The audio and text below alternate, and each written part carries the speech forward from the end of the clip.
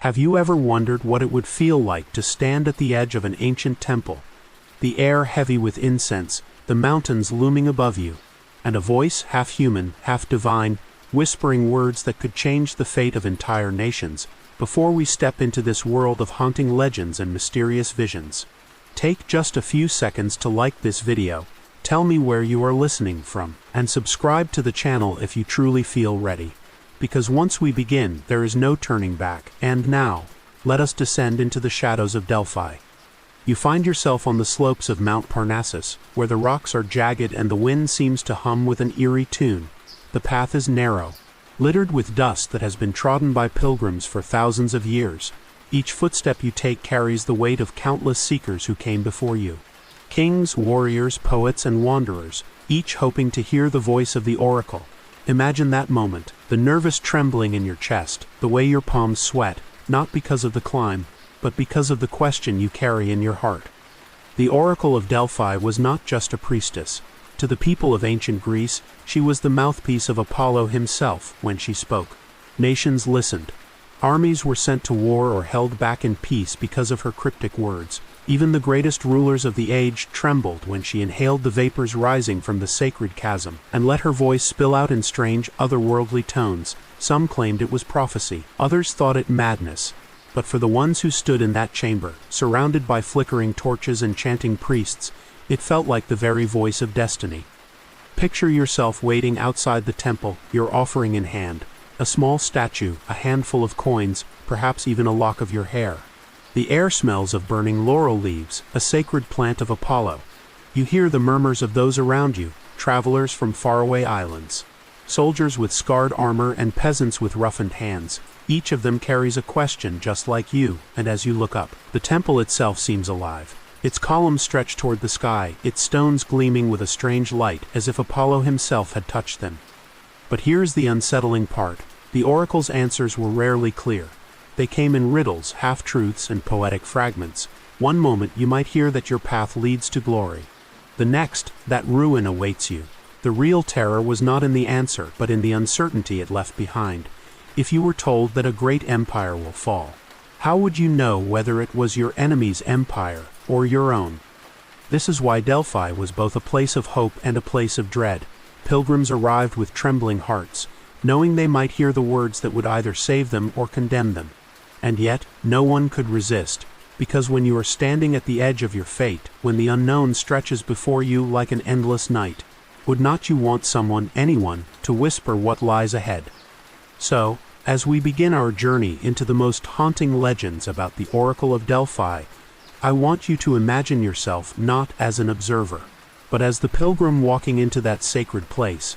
Every word you hear, every shadow you see, every chill that runs down your spine, let it be yours. And as the echoes of ancient voices rise in the distance, ask yourself this: if you had the chance to hear your future, would you truly want to know it? The path winds higher, and with every step you feel the mountain pressing its presence into your bones. Mount Parnassus is no ordinary peak.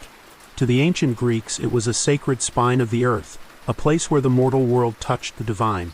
The rocks themselves seem to whisper when the wind slides through their cracks, as though the mountain is alive, keeping secrets older than the cities below. And somewhere within this vast body of stone lies a cave, the heart of Delphi, where the oracle sat in trance and delivered words that could shake empires. Imagine the moment you reach the mouth of the cave. The sunlight outside is sharp, but inside everything turns shadowy and damp. Your footsteps echo. And suddenly the air grows colder, as if the mountain has swallowed you whole. The cave breathes, you swear you can hear it. Ancient travelers wrote that the chasm beneath the temple released vapors that twisted the mind. Priests claimed they were the breath of Apollo, sacred and intoxicating. Scientists today whisper a different explanation: the gases of the earth seeping through fault lines, capable of pulling the brain into visions both wondrous and terrifying. But let us pause here. What would you feel if the very ground beneath you exhaled invisible fumes? Some said the vapors were sweet, like honey turning bitter at the back of the tongue.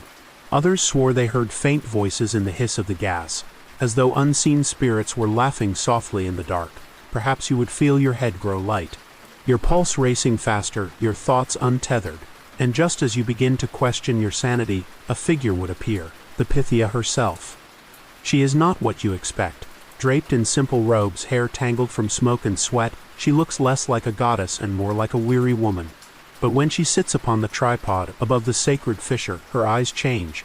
Witnesses claimed her pupils widened like black moons, her voice breaking into sounds both human and inhuman.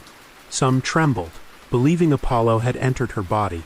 Others felt dread, wondering if they were speaking to something far older and darker than any god they knew. Now ask yourself, would you trust such a voice? If a stranger, intoxicated by fumes, whispered riddles about your life, would you dare build your destiny on those words? Yet kings and conquerors did just that. Why? Because the cave was more than stone and smoke. It was theater, ritual, performance.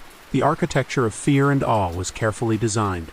The dim light, the chanting priests, the faint crackle of torches. It was all meant to pull you into a reality where doubt had no power, and belief was the only currency. And here is the haunting truth. Maybe the mountain itself wanted this. Delphi sits upon the meeting point of tectonic faults, a land trembling with unseen power. What if the earth, restless and alive, demanded its stories be told through human mouths? What if the oracle was less a prophet and more a vessel, chosen by the mountain, by the very planet beneath our feet? As you stand there, in the cave's heavy air, you cannot help but feel the same chill that has silenced countless pilgrims before you. The question is no longer whether the oracle speaks the truth. The question is whether you are brave enough to listen. You step deeper into the temple complex, the air now thick with smoke from burning laurel leaves. Priests in long robes pass silently around you, their sandals whispering against the stones. They do not meet your eyes. Their gazes are fixed on the flames, as if even a moment of distraction could break the fragile thread between this world and the divine. Somewhere ahead, you hear the faint rhythm of a drum, its steady beat echoing like a second heartbeat inside your chest. And then you see it, the sacred tripod placed above the fissure in the earth. The oracle, the Pythia, sits upon it, trembling slightly. She clutches a sprig of laurel, her lips already murmuring words you cannot quite understand. The smoke curls around her face, making her look at once human and otherworldly. In that moment, you realize that every story you have heard, every chilling tale whispered around campfires, is about to come alive before your eyes. But here's the haunting twist. The oracle did not speak like you and I do. Her words poured out in fragments, riddles, sometimes even screams. Pilgrims reported hearing animal-like cries, strange syllables, even bursts of laughter that seemed to belong to no human throat. Imagine sitting there, waiting for the answer to the question that keeps you awake at night, and instead, hearing the woman before you cackle like a crow at midnight. Would you lean in closer, desperate to make sense of it, or would you bolt out the door praying Apollo never noticed your presence? Of course the priests were there to translate. They would take the oracle's broken phrases and shape them into poetry, cryptic yes, but elegant. And once those words were carved into verse, no one dared question them. After all, who would accuse Apollo's mouthpiece of speaking nonsense? Even kings bent their heads, pretending to understand what they could not. Perhaps you have done the same at a company meeting, nodding gravely at your boss's words even though you had no clue what he was saying. The difference is, here in Delphi, misunderstanding might cost you an empire. Let us not forget the stories of those who asked foolish questions. Some came to inquire about wealth, others about love, and a few, believe it or not, about how to live forever. The oracle's answers were as sharp as they were confusing. A shadow follows every flame, she once told a soldier who begged for eternal glory. He left smiling, only to fall in battle within the year. Was it a curse, a warning, or just the cruel humor of a woman choking on fumes? And yet, despite the uncertainty, despite the terror, people kept coming. They traveled across seas, marched through deserts, climbed mountains. All for a chance to sit in this chamber and hear a few fractured words. Why? Because sometimes even nonsense is better than silence, when the future is a dark tunnel. Even the faintest spark, no matter how distorted, feels like salvation. So here you are, standing where thousands have stood before you. The drumbeat grows louder, the smoke thicker. The oracle's voice rises, cracking into sounds that make your skin crawl. The priests lean in, ready to reshape her chaos into prophecy. And you, your question burning in your mind, are left with the most terrifying thought of all. What if the answer you seek is already inside you, and the oracle is only a mirror reflecting your deepest fears? The stories say that the oracle's words were not just whispered in the dim light of the temple. They carried across battlefields, echoing through the strategies of kings and generals. Picture yourself as a soldier, standing in armor beneath a blazing sun, your shield hot against your arm. You know the decision to march into war came not from your commander, but from the strange, fragmented voice of a woman in a smoky cave miles away. Does that comfort you or terrify you? One of the most famous tales is that of King Croesus of Lydia, a man who considered himself the wealthiest and wisest ruler alive. Before attacking Persia, he sought the oracle's advice. The answer came, "If you cross the river, a great empire will fall." Inspired, Croesus charged ahead with his armies, convinced the prophecy meant Persia's downfall. But when the dust settled, it was his own empire that lay in ruins. It is the kind of twist that makes you wonder, was Apollo playing tricks, or was Croesus simply bad at reading between the lines? Here's the chilling part. You can almost hear the laughter in those words. A great empire will fall. Technically true, tragically vague. Like your GPS telling you, turn somewhere in 500 feet while you are already stuck in the wrong lane. Except in this case, you do not miss an exit, you lose your entire kingdom. And Croesus was not alone. Time and again, the oracle's riddles shaped wars. Sparta, Athens, Thebes all marched to the rhythm of Delphi's cryptic verses. Imagine the pressure of standing before your people, announcing, "Yes, we will risk thousands of lives," because a woman in trance said it is the will of Apollo. Do you cheer? Do you panic? Or do you quietly hope she at least had a glass of water between inhaling fumes and deciding your fate? But here's where the legend grows darker.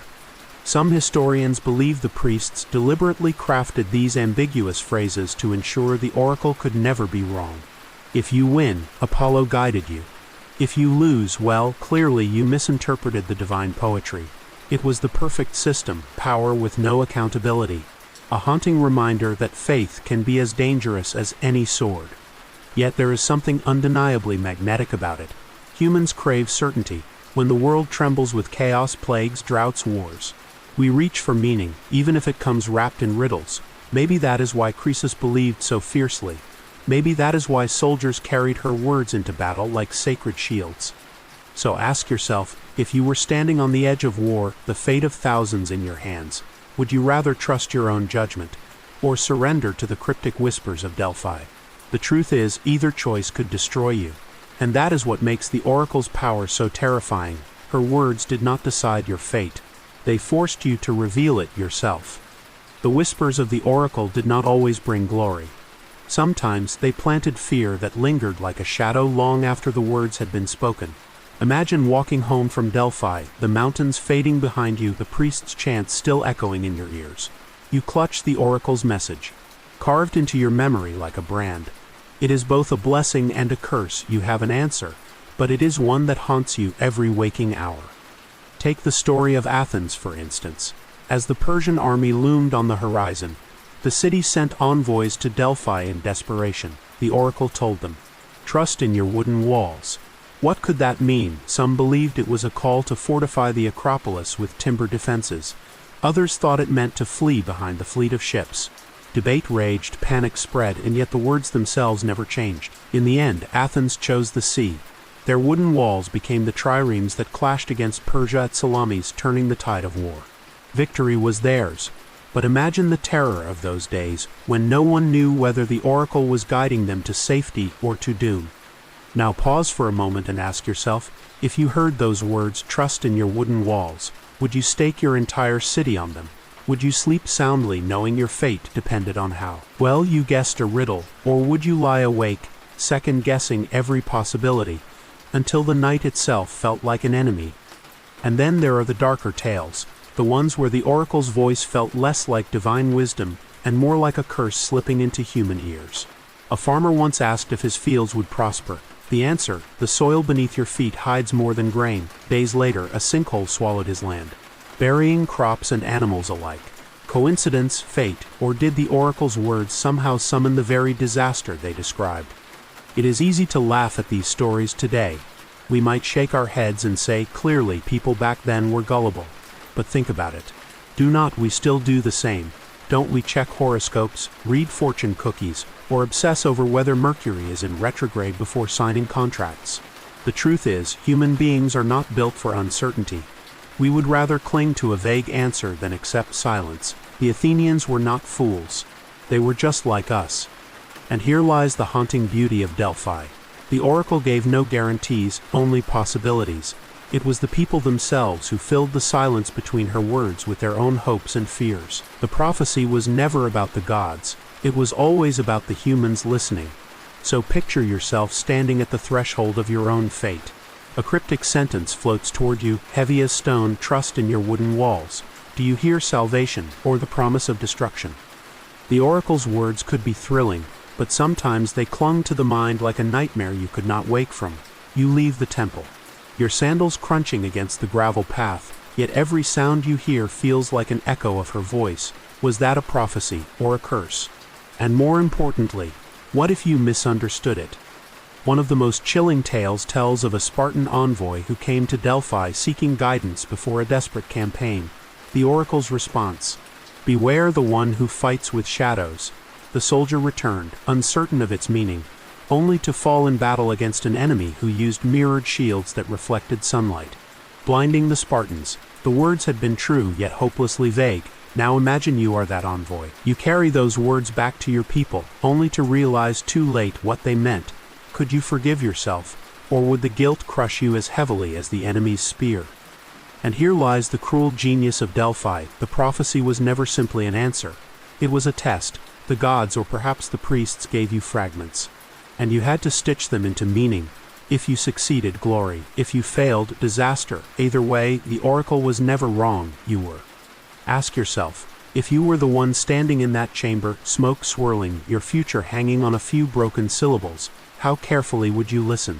Would you dare to argue with the priest's interpretation, or would you nod, pretending to understand, while a pit of dread opened in your stomach? There is humor here too, though dark and unsettling. Imagine walking home with your prophecy, neighbors crowding around to ask, "So, what did Apollo say?"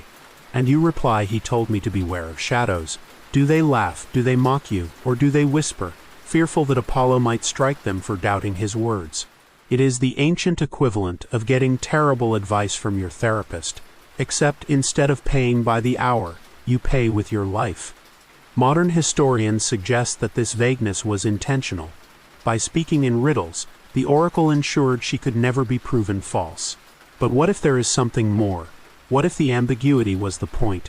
Not to reveal the future, but to reveal you, your fears, your hopes, your willingness to gamble everything on a phrase you barely understood. So here is the question for you.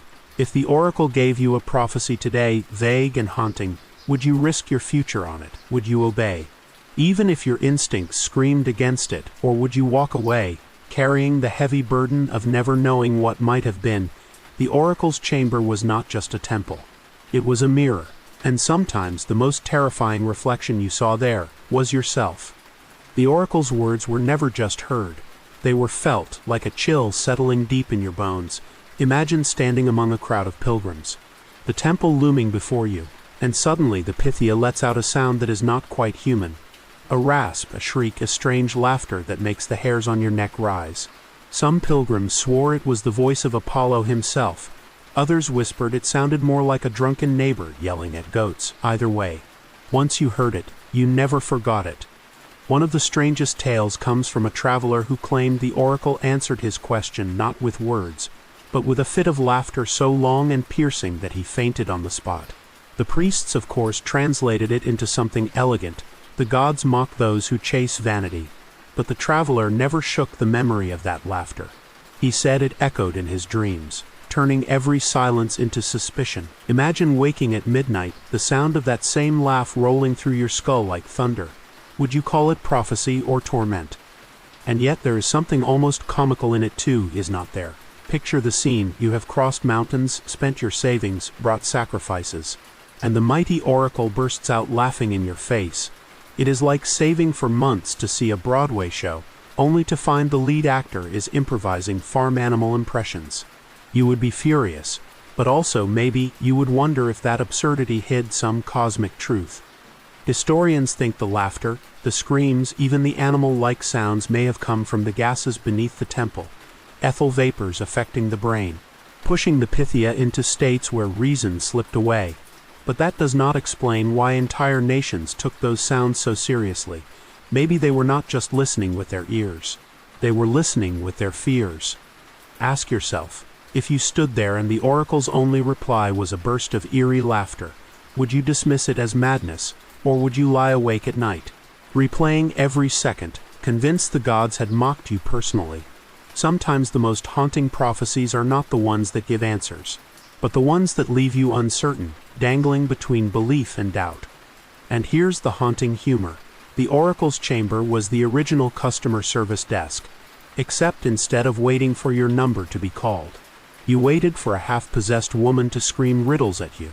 And still, people kept lining up. Why? Because deep down we do not mind a little madness, if it promises to tell us what we most desperately want to know. So tonight, as you listen to these echoes from Delphi, ask yourself this: what would disturb you more, that the gods were laughing at you, or that they were deadly serious? The oracle's cave was filled with smoke, whispers, and mystery, but beneath all that wonder, there was something raw and physical, something rooted in the earth itself. You see, modern geologists discovered that Delphi sits on two fault lines. Through those cracks in the rock, invisible gases seeped upward. Ethylene, methane, perhaps even carbon dioxide. To the priests, this was the breath of Apollo. To scientists, it was chemistry at work. And to the pilgrims who inhaled it, it was magic. Imagine breathing air laced with ethylene, a compound known to induce euphoria, hallucinations, and trance-like states. Your heart races. Your vision blurs, your sense of time slips away. Suddenly, the oracle's strange murmurs do not sound so random, they sound like voices pulled from another world.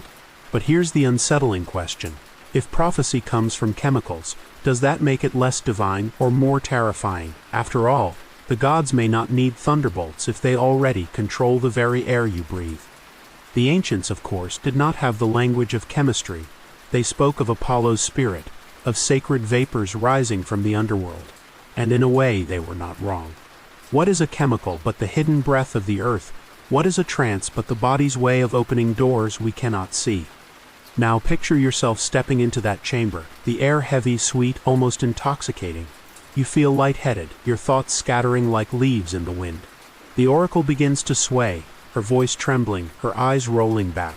The priests chant, the torches flicker, and suddenly you are not sure whether you are in a temple or a dream. Would you question the science of it? Or would you surrender to the mystery, letting yourself believe that a god had truly descended into this place? And here's where the haunting beauty lies. Science does not destroy the legend, it deepens it. Knowing that the oracle's trances were born of geology only makes the story richer. The earth itself was conspiring in the theater of prophecy. The mountain, the gases, the human mind, they worked together to craft visions that steered empires. That is not less magical. If anything, it is more. But think about it.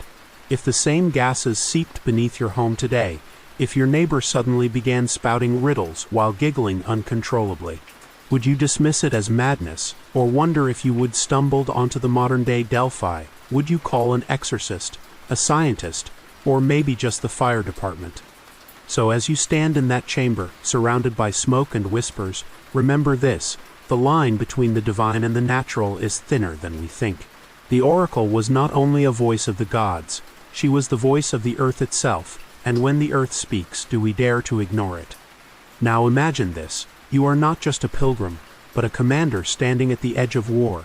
The enemy waits beyond the hills, their banners snapping in the wind, their armor glinting like fire in the sun. You have the power to send thousands into battle, or to retreat in shame, and the only guidance you carry is a riddle breathed by a woman in trance. Can you feel the weight pressing down on your chest? This was the reality for countless leaders who sought Delphi's counsel. One chilling story tells of a general who was told, "Victory will come when the wolf devours the eagle." The words haunted him. Did it mean his army, fierce like wolves, would defeat the eagle-bannered enemy? Or did it mean his soldiers would be torn apart by an empire symbolized by the eagle? The prophecy was a sword with two edges. He chose to fight, convinced glory awaited him. Days later, his men lay scattered across the fields, their bodies a feast for carrion birds. The prophecy was fulfilled, just not in the way he had hoped. So ask yourself, if you stood there with your troops watching, would you risk it all on such words? Or would you crumble, paralyzed by uncertainty, knowing that hesitation itself could doom you? The question is terrifying because there is no safe answer. And yet, even in the darkness, the oracle's words carried a strange magnetism. Soldiers would whisper them around campfires, repeating the phrases like spells. Some laughed nervously, others clenched their fists, but all believed that somehow those words were more than human. Picture the scene: thousands of warriors, armor rattling, eyes fixed on you, waiting for your decision. Behind your calm face your mind races: is the wolf me, or am I the eagle? Here is the haunting genius of prophecy. It does not just predict the future, it shapes it. Once the words are spoken, they infect your choices. If you believe them, you act accordingly. If you fear them, you act differently. Either way, the prophecy lives on, steering you like an invisible hand. It is not fate written in stone. It is fate whispered into your ear until you make it real. And here's a twist of dark humor. In modern times, this would be like planning a military campaign based on a vague tweet. Imagine a general announcing, "We attack at dawn because a stranger on the internet said the stars are in our favor." You would laugh, right? Yet in Delphi, this was no joke. It was the heartbeat of nations.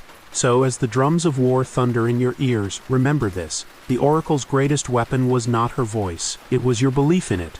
Without that, her words were only smoke. With it, they became destiny. Not every prophecy was about kingdoms and battles. Sometimes the oracle's words struck at the heart of the individual, piercing deeper than any sword. Imagine stepping into that sacred chamber not as a king or a general, but simply as yourself, a person weighed down by love, fear, ambition, or doubt. The air thickens, the smoke curls, and the Pythia leans forward, her eyes clouded. She speaks, and suddenly your life no longer feels like your own. One legend tells of a young man who asked if he should marry the woman he loved. The oracle's reply: "The union you seek will bring both joy and endless grief." What does that mean? He left Delphi torn in half, hopeful yet afraid. He did marry her, and for years they shared happiness. But when she died young, his heart broke, and he swore the oracle had foreseen it all. Was it a prophecy, or simply the truth of every love story, that joy and grief always walk hand in hand? Now bring that thought into your own life. Have you ever faced a decision where either path carried both promise and risk? A new job that could change everything, or ruin everything? A relationship that feels like destiny or disaster? Imagine if someone gave you a cryptic phrase instead of clear advice. Would it comfort you, knowing the uncertainty was shared by the divine? Or would it drive you mad, replaying every word, every possibility? This is where the oracle's power still feels so hauntingly modern. We like to think we have outgrown superstition, but we have not. How many of us still check compatibility quizzes online, consult horoscopes before a date, or read career advice that sounds suspiciously like riddles? Follow your passion, but be practical. That is practically a modern-day prophecy, vague enough to mean anything and everything. And yet there is wisdom hidden in the ambiguity. A prophecy that says, "You will face both joy and grief," cannot be false, because it is true for all of us. The haunting part is not that the oracle predicted your future, but that she reminded you of something you would rather ignore. That life is never one thing. It is always both. So here's the question for you tonight. If you could step into Delphi and ask about your career, your love life, your dreams, would you really want the answer? Or would you prefer to keep the mystery? To walk forward without knowing what joy or grief waits for you around the corner? The oracle's voice could sound like salvation, or like a curse wrapped in poetry. Picture yourself stepping forward trembling, the question burning in your chest. The Pythia fixes her cloudy gaze on you, inhales the sacred fumes, and whispers, "To conquer, you must first be conquered." What would you do with words like that?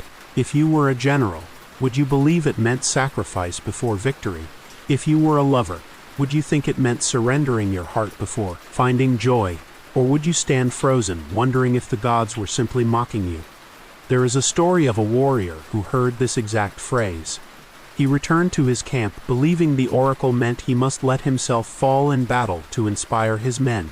He charged forward recklessly the next day, and though his army won, he was struck down. The prophecy had come true, but at what cost? Now put yourself in his place. If the oracle told you that to gain what you seek, you must first lose what you cherish, would you dare to move forward? Would you risk your life, your love, your happiness, knowing the price might be everything you hold dear? This is the cruel brilliance of Delphi. Every prophecy demanded a choice, and the choice revealed who you truly were. The words were less about the future and more about your willingness to gamble with it. If you believed them, you shaped your destiny in their shadow. If you doubted them, you still shaped your destiny by resisting. Either way, you were bound by the words. Think about your own life for a moment. What if someone told you to succeed in your career, you must first fail completely? Would you quit your job tomorrow? Would you risk bankruptcy, humiliation, sleepless nights, just to see if success was waiting on the other side, or would you cling to safety, forever wondering what might have happened if you had leapt? That is the haunting genius of the oracle. Her prophecies did not tell you what would happen. They forced you to decide what you believed, and belief, more than any god, was the true power at Delphi. So tonight I ask you, if the oracle looked into your eyes and said, to conquer, you must first be conquered, what would you do? Would you march forward? Or would you turn away, and which choice would haunt you more, the one you made or the one you never dared to try? Night has fallen on Delphi. The mountains are cloaked in shadow, and the temple glows like a lantern against the black sky. Torches line the path, their flames bending in the wind, throwing wild shapes across the stone walls. You hear chanting, low and rhythmic, as if the earth itself is humming. And there, inside the sanctuary, the oracle prepares to speak once more. Imagine standing in that chamber after dark. The air is heavier at night, the smoke thicker, the silence broken only by the crackle of fire and the distant howl of wolves. The priests circle slowly, their robes whispering like restless ghosts. The Pythia leans over the sacred chasm, eyes closed, her body swaying. Suddenly she gasps, and a sound escapes her lips, a sound so eerie it seems pulled from another world. Witnesses claim that at night her voice was different. Not the murmurs of a weary woman, but a chorus of whispers, as if 1,000 unseen mouths spoke through her. Some swore they heard the voices of the dead, soldiers who had fallen in distant battles, lovers who had died too young, kings who had been betrayed. Others insisted it was Apollo himself, laughing in triumph or warning in rage. Now, put yourself there. The smoke burns your eyes, your chest feels tight, and the hairs on your arms rise with each word. Would you dare to step closer, to ask your question, knowing that the answer might come not from the living but from the dead? Archaeologists tell us the temple was designed for maximum effect. The lighting, the acoustics, even the way the chamber amplified echoes. It was theater crafted to feel like magic. But does that make it any less powerful? If you heard the voices of the departed calling your name in the darkness, would it matter whether it was trickery or truth? The chill in your bones would be the same. And here's the terrifying beauty. Prophecy at night was not about clarity. It was about surrender. You were no longer just seeking knowledge. You were offering yourself to the unknown. And in that surrender, the line between man and God blurred. So ask yourself if you were there. The torches flickering, the air alive with whispers. Would you dare to ask your question? Or would you remain silent, afraid that the answer might follow you forever into your dreams? Not all the tales of Delphi are terrifying. Some are strange, even absurd, and yet they remind us that the line between mystery and comedy is thinner than we think.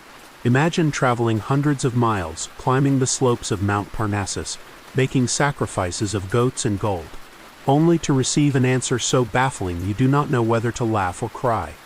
One pilgrim, according to legend, asked how he could become rich. The oracle's response, count the stars, and when you reach the end, your wealth will follow. He returned home puzzled, staring at the night sky, straining his eyes until he nearly went blind. Years later, his neighbors laughed, saying, well, at least he learned astronomy. Was it prophecy or the ancient world's cruelest joke? Another story tells of a merchant who asked whether his voyage across the sea would be safe. The oracle replied, the sea is both cradle and grave. The merchant, terrified, canceled his trip. Weeks later, a storm destroyed the harbor he would have sailed from. He praised Apollo for saving his life, while others grumbled that he would just gotten lucky. And yet he lived, and luck or not, that was enough. Now think of your own life. How many times have you sought advice only to get a riddle in return? Maybe a mentor who told you, work smarter, not harder. Or a friend who said, if they do not text you back, that is the answer. Vague, frustrating, and yet somehow true. Maybe the oracle was not so different from the people we still go to today. And here's where the humor shines through. Imagine being that pilgrim who asked about riches. You have traveled for weeks, risked your life on dangerous roads, and the great oracle tells you to go count stars. You would be furious, would not you? And yet somewhere deep down you might laugh too, because maybe the gods were reminding you that greed always leads to chasing the impossible. Delphi was not just a place of fear. It was also a stage where the human condition was laid bare. People arrived with desperate questions, but the answers often revealed something about themselves, sometimes profound, sometimes ridiculous. And maybe that is why the oracle's legends linger, because they reflect the truth that life itself is equal parts tragedy and comedy. So tonight, let me ask you, if you received an answer that made no sense at all, something absurd, even laughable, would you dismiss it, or would you search for meaning anyway, believing that even in nonsense the gods hide wisdom? Not every prophecy brought laughter or comfort.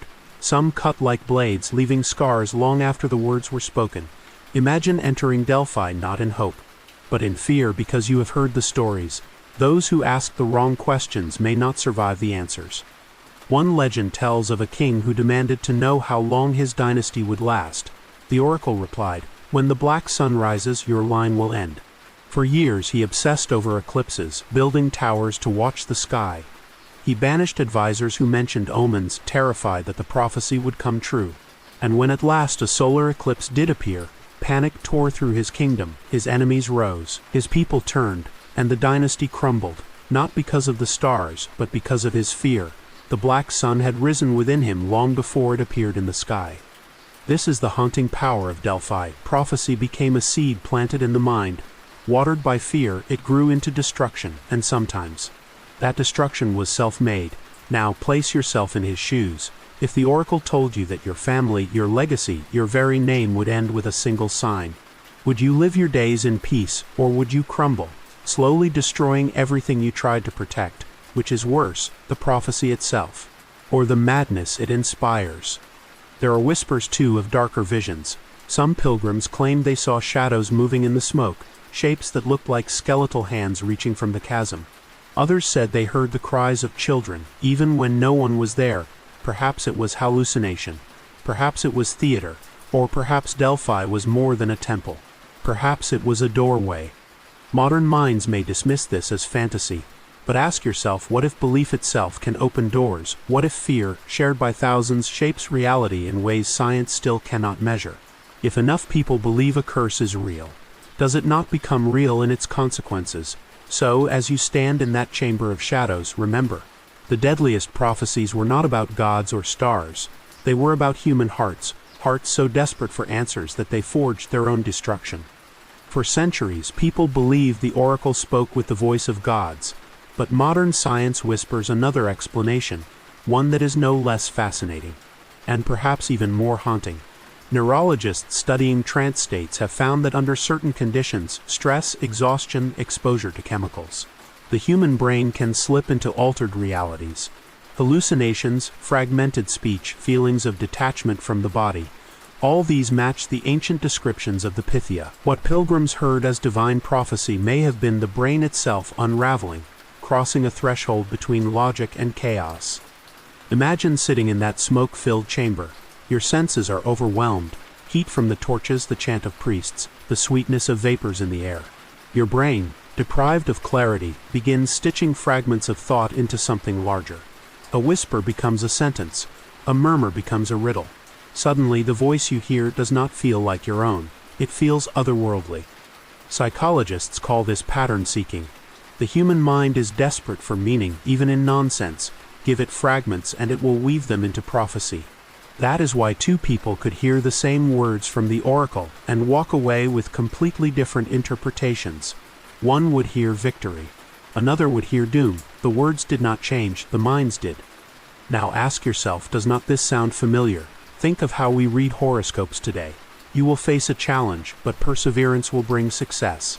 It is vague, but our brains eagerly plug in details. The challenge must be my job, my relationship, my health. The prophecy feels personal because we make it personal. Delphi was no different, only grander, darker, and far more dangerous. And yet, here's the twist. Just because the prophecy might come from the mind does not make it less real.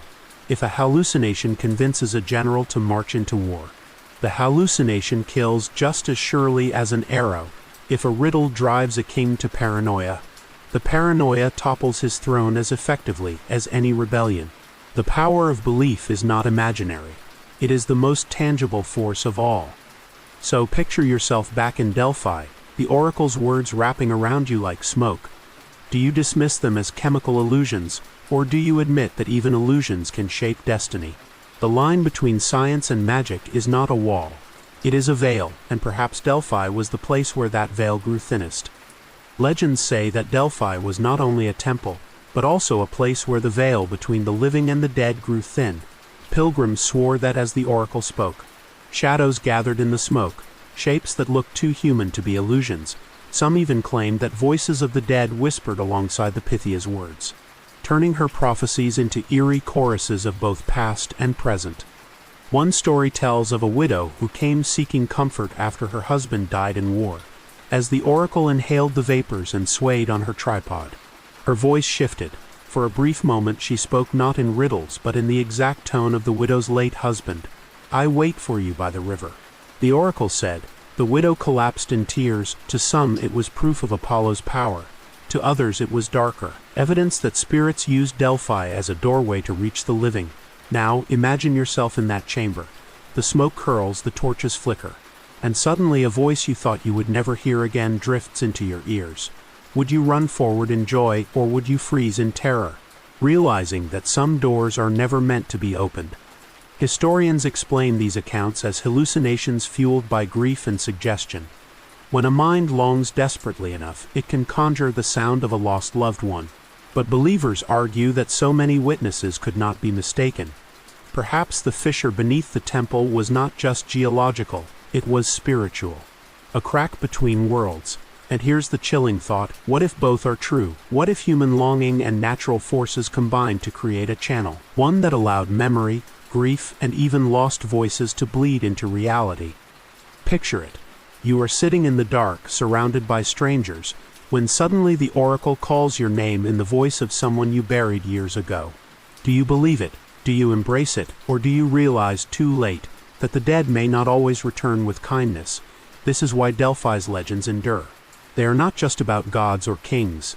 They are about us, our fear of death, our hunger for meaning, and the haunting hope that even in the silence of the grave, someone might still be waiting to speak. Not every visit to Delphi ended with awe. Some ended with confusion, frustration, or even laughter, the kind of laughter that comes when fear twists into something absurd. The oracle's words were often so vague, so slippery, that pilgrims did not know whether to bow in reverence or storm out in anger. One tale tells of a farmer who asked if his harvest would be good. The oracle replied, "The earth gives, but the earth also takes." He left furious, muttering that he could have gotten the same answer from his drunk uncle. Months later, a flood destroyed his fields, and suddenly, the riddle did not feel so generic anymore. Another story describes a soldier asking if he would survive the coming war. The oracle said, "You will return, alive or dead." The soldier supposedly blinked, looked at the priests and said, "So basically, I paid in goats to be told I am either going to die or not die." Even the priests had to admit that Apollo had a dark sense of humor. And yet, even in these absurdities, the haunting power remained. Because when those vague words proved true, no matter how obvious, they took on the weight of destiny. It is like the modern fortune cookie that says, "Something big is coming." If you get a promotion, you say, "The cookie was right." If you trip over your dog and sprain your ankle, you still say, "The cookie was right." Now imagine yourself there, handing over your sacrifice, heart pounding, waiting for the words of the gods, only to hear something as vague as a horoscope meme. Would you laugh? Would you rage?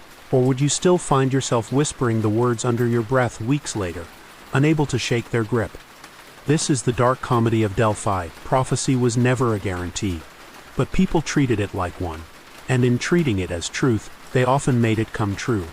That is why even the most ridiculous phrases carried the weight of fate. So here's the question for you tonight. If you paid dearly for an answer, and the oracle gave you something so vague it was practically a joke, would you dismiss it, or would you, like so many before you, twist your life around it until the joke became your destiny? Delphi was not only a place of words, it was a place of blood. Prophecy did not flow freely. It demanded sacrifice before the oracle spoke. Priests would slaughter goats or rams, sprinkling their blood across the altar. They believed Apollo would only lend his voice if fed by life itself. Imagine standing there, the smell of iron thick in the air, the cries of animals echoing off the stone. The priests watch closely. If the animal trembles at the first cut, the gods are willing to speak. If not, the ritual ends, and the pilgrim must return home in silence. Every prophecy was paid for not only in gold but in life. One legend tells of a day when no animals would tremble. The priests grew restless, pilgrims begged for answers, and finally one desperate man offered his own blood. He slashed his arm, letting it drip upon the stone. Only then did the oracle gasp, collapsing into trance, as if Apollo had at last been satisfied. The man died weeks later of infection, but his prophecy lived on. His people claimed he had saved an entire village from famine. Now imagine yourself in that moment. Would you dare to bleed for an answer, to offer not just coins or prayers, but your own flesh, your own life? What question could possibly be worth such a price? Historians suggest the blood rituals were less divine and more psychological. The sight of sacrifice heightened the gravity of the moment. The pilgrims believed so strongly that prophecy required suffering, that without it, they could not hear the words as sacred. But does that distinction matter? Whether divine or theatrical, the result was the same. Life was traded for knowledge. And here lies the haunting truth. Every great answer comes with a cost. At Delphi, that cost was literal. But even today, we pay with time. With love, with pieces of ourselves we cannot get back. The oracle's altar was only a mirror, reflecting what has always been true, that knowledge and sacrifice walk hand in hand. So tonight I ask you, if the oracle demanded your blood in exchange for the future, would you stretch out your hand, or would you walk away, forever haunted by the answers you never dared to seek? Prophecy was never only about gods, it was also about power. Behind the smoke and whispers, Delphi was a stage where politics and faith danced together. Often in dangerous ways, the oracle's words could crown kings, justify wars, or topple dynasties, and where there is power, there is always betrayal. One story tells of a rival city bribing the priests of Delphi. A wealthy ruler slipped gold into their hands, demanding that Apollo's voice favor his cause. When his enemies came to ask the oracle whether they should march to war, the prophecy declared, "Those who rise against him will be shattered like glass." Emboldened, the ruler crushed his foes, and the legend of Delphi grew, not because of divine will, but because of corruption. Imagine how chilling that must have been. You travel for weeks, trust the sacred words, only to realize later they may have been purchased like any other commodity. Would you still believe? Or would you begin to wonder if every whisper of Apollo was just the echo of human greed? Historians suggest that some of Delphi's most famous prophecies may have been influenced, or even staged, by political powers. The oracle's authority was so absolute that to control her words was to control nations. A phrase carefully planted could lead to war, peace, or surrender. In this sense, Delphi was not just a temple. It was the ancient world's most influential courtroom. But betrayal cuts deeper in legend. There are darker whispers that the oracle herself was sometimes deceived, that shadows close to her poisoned the fumes, tampered with the rituals, twisting her visions for their own gain. If true, the haunting part is not just that mortals corrupted prophecy. It is that Apollo's silence allowed it. Now place yourself there. If you stood before the oracle and she told you to march into battle, would you obey? Or would you look into the eyes of the priests and wonder, are these the words of a god, or the lies of men who see me as nothing but a pawn? And here lies the timeless truth. Even prophecy, even mystery, even sacred whispers can be weaponized. The haunting question is not whether the oracle spoke truth, but whether we ever wanted truth at all, or only the illusion of it when it served our desires. The most haunting thing about Delphi was not the blood, the smoke, or even the whispers of gods. It was the uncertainty. Pilgrims left the temple not with answers, but with riddles that twisted in their minds like serpents. Truth and lies, wisdom and deception. At Delphi, they became indistinguishable. One story tells of two rival generals who both sought the oracle's blessing before battle. Each returned convinced Apollo had promised victory. Each marched forward with confidence, and when their armies clashed, both were slaughtered, their cities left in ruin. The priests explained afterward. Apollo spoke truly. Each of you was destined for victory until you met one another. Was that clever truth or the cruelest lie? Another legend describes a merchant who asked if his fortune would grow. The oracle said, "Your wealth will rise as high as the mountain, but beware the fall." He prospered for years, growing richer than his neighbors. Then, when his empire collapsed, he declared the prophecy had been fulfilled, but his rivals whispered that it was never prophecy at all, just common sense dressed in divine words. After all, what rises must fall. Now imagine yourself standing there, hearing words that could mean everything or nothing. How do you know whether it is a gift from the divine, a manipulation by priests, or simply the reflection of your own fears? The answer is you do not. And perhaps that was always the point, the genius. And the terror of Delphi was that prophecy did not reveal the future. It revealed the believer. You saw in the words whatever you needed most: hope, fear, justification, or doom. Truth and lie were no longer opposites, they were twins born from the same sentence. Think of today's world. How often do we hear leaders, gurus, or even algorithms promise us certainty? Follow this path and you will succeed. Buy this and you will be happy. Are these truths, lies, or are they simply mirrors reflecting back what we already want to believe? So here is the question for you tonight. If the oracle spoke to you, and her words were so vague that they could justify both your triumph and your downfall, would you call it prophecy or deception? And would you even be able to tell the difference? I want you to imagine this part not as history, but as a diary. Your diary. You are the pilgrim, weary from travel, standing at the gates of Delphi with dust on your sandals and questions heavy in your heart. The words you are about to hear will be written in your memory forever, for better or worse. Day 14, you might write, "The road up the mountain was steep and I almost lost my footing more than once. Others climbed beside me, some laughing nervously, some already trembling. I try not to think about the stories that the oracle sometimes speaks in the voices of the dead. Tonight, I will know for myself." You step into the chamber, the smell of smoke burning your nose. The priests guide you forward, their eyes sharp, measuring. They ask your question aloud, as if to make sure the gods hear it. Your chest tightens. Will Apollo answer, or will silence mock you? Then it begins. The Pythia exhales, her body rocking, and words tumble from her lips. They are broken, scattered, and yet they cut straight into your bones. You will find what you seek, but only when you lose what you love. You write it down quickly, hands shaking.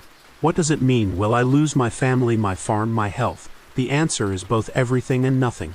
I can feel my fellow pilgrims staring, pity in their eyes. To them I have received wisdom. To me I have received a curse. As you leave the temple, the night air feels colder than before. The stars above seem sharper, like daggers pricking the sky. You want to laugh. You want to cry, but instead you whisper the words again and again, as though repeating them might tame them. Lose what you love. Lose what you love. Now imagine reading back this diary years later. The farm is gone, the family buried, your youth faded. Would you say the oracle was right? Or would you say you yourself gave her words their power by never letting them go? This is the haunting genius of Delphi. Prophecy was not simply spoken. It was written into the very souls of those who heard it. And long after the smoke faded, the diary kept writing itself, one fearful line at a time. Not every pilgrim left Delphi with hope. Some left with words that burned them alive from the inside. Imagine being the one who asked, trembling, "Will my son return from war?" The Pythia's eyes rolled back and she whispered, "He will return, but not as he left." The mother clung to those words. She told herself it meant he would come home wiser, stronger, perhaps even victorious. But when soldiers carried his broken body back, his face pale, his armor shattered, she realized the oracle had spoken true.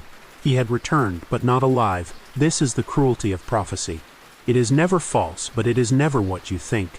Hope becomes a dagger, sharp enough to pierce the very heart it once comforted. Another tale tells of a man who begged to know how long he would live. The oracle replied, "Until the earth drinks your blood." He laughed, certain he would live to old age, for why would he ever bleed so deeply?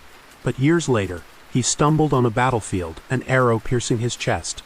As his blood soaked the dirt, he gasped with bitter clarity. The prophecy had waited for him all along. Now put yourself there. If the oracle gave you such words, would you cling to hope, twisting them into comfort? Or would you live in dread, waiting every day for the moment they revealed their true meaning? Which is worse, to believe too much or to believe too little? Historians argue that Delphi thrived on this ambiguity. The priests crafted words that could never be disproven, but legends insist something deeper, that Apollo's cruelty was deliberate, that the gods enjoyed watching mortals destroy themselves with hope and fear.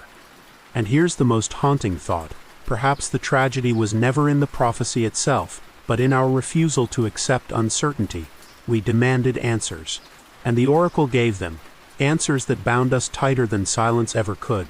So tonight I ask you, if you stood before Delphi desperate for news of someone you loved, and the oracle told you they would return but not as they left, would you take comfort, or would you feel the weight of doom pressing on your chest with every word? The legends of Delphi may feel distant, but if you listen closely, you will realize they are not about ancient Greece at all. They are about you, about us. The same patterns that haunted kings and generals still haunt ordinary lives today. Think about it. How many times have you gone searching for certainty? Maybe it was not a temple, but a career coach, a self-help book, or a late-night horoscope app. You wanted an answer. Should I take the new job? Should I marry this person? Should I stay, or should I leave? And what did you get? A riddle. Follow your heart. Change is coming. You already know the answer. It sounds comforting until it does not. Just like the oracle's words, these modern prophecies are vague enough to mean anything, and yet, once they are spoken, you can't forget them.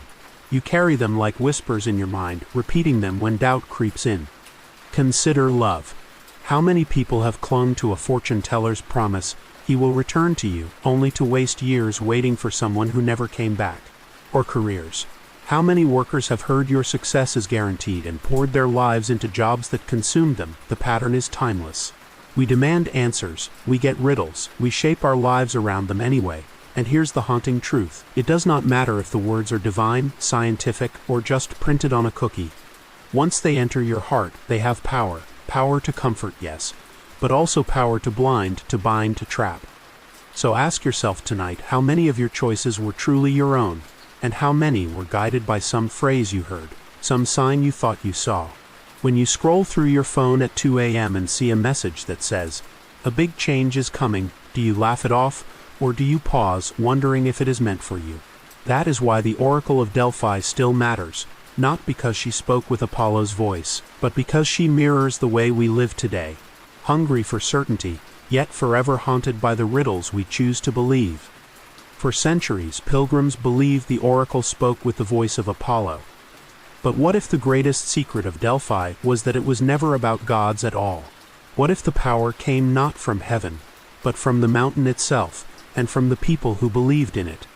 Modern excavations have uncovered strange fissures beneath the temple. Scientists discovered traces of gases, ethylene, methane, carbon dioxide, seeping from the earth. In small doses, these gases can cause dizziness, hallucinations, even euphoria. The Pythia may not have been channeling Apollo at all. She may have been inhaling the earth's breath, falling into trances shaped by chemistry and belief. And yet, this does not diminish Delphi.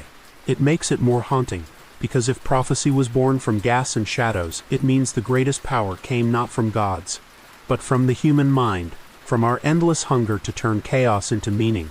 Think of it, thousands of pilgrims climbing the sacred path, offering sacrifices, trembling as the oracle spoke. Even if the words rose from vapors, their effect was real. Wars were fought, kingdoms rose and fell, lives were destroyed or saved, not because Apollo commanded it, but because people believed he did. So which is more terrifying, that the oracle truly spoke with the voice of a god, or that humanity itself created meaning out of madness, and then bent reality to fit it? Now picture the temple as it stands today, the columns broken, the chamber silent, the air still, no smoke, no voices, no trembling priestess. And yet when you stand there, you can almost hear it, the echo of riddles that shaped history, not because the gods were speaking, but because humans could never stop listening. This is the final haunting lesson of Delphi. Truth does not matter. Belief does, and belief, once born, is strong enough to topple empires and outlive centuries. So tonight I leave you with a question. If all the mysteries of Delphi were nothing more than smoke, gas, and human imagination, would that make them any less real? Or does the fact that people lived and died for them make them the most real thing of all? So here we are at the end of Delphi's long shadow. You have walked through smoke and blood, through whispers of gods and echoes of the dead. You have stood in the chamber of riddles, felt the chill of uncertainty, and glimpsed the fragile line between faith and fear. And maybe now you realize, the oracle was never just a woman on a tripod. She was a mirror held up to every pilgrim who dared to ask a question. Some saw hope, some saw doom, some saw lies dressed as truth, and the most haunting part is this: the mirror is still with us. We still search for signs. We still listen for voices in the silence. We still let riddles shape our lives. But tonight, as you lie in bed with these stories circling your mind, I ask you, what would you have done if you stood before the oracle? Smoke in your lungs, your heart pounding, and she gave you words that could mean everything or nothing. Would you believe, or would you walk away? Take a moment to let that question settle. Because in the end, Delphi is not about ancient Greece. It is about the choices you make every day. The risks you take, the loves you chase, the truths you decide to accept or reject. The oracle's chamber was only stone. The real temple is the human heart. Before we close, I want to thank you for staying with me on this journey through shadow and flame, through mystery and revelation. If you enjoyed this story, take a second now to like this video. Let me know in the comments where you are watching from, and subscribe for more haunting tales of history and myth. And let me leave you with one final invitation: share your thoughts. Do you believe the Oracle of Delphi was truly touched by gods, or was she only breathing the strange vapors of the earth? Do you think prophecy has any place in our world today? Or have we simply traded temples for screens, Pythias for algorithms? I can't wait to read your answers below. And until our next story, rest well, dream deep, and remember, sometimes the most haunting legends are not buried in the past. They are alive inside us, whispering still.